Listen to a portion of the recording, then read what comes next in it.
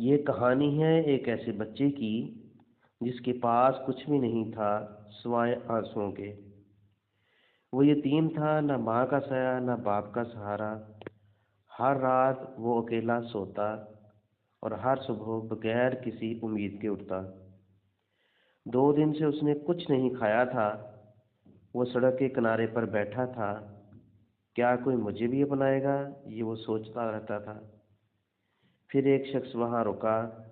اس نے اس کا ہاتھ پکڑا اور کہا، آج سے تم اکیلے نہیں ہو۔ وہی بچہ اس شخص کی مہربانی سے اسکول جانے لگا۔ اس کے چہرے پر مسکراہٹ واپس آ گئی۔ ایک انسان کی مہربانی نے سب کچھ بدل دیا، اور وہ بچہ جو غمگین رہتا تھا خوش رہنے لگا۔ کیا آپ کسی یتیم کی زندگی بدلیں گے؟ کمنٹ میں اپنی رائے کا اظہار ضرور کیجیے گا۔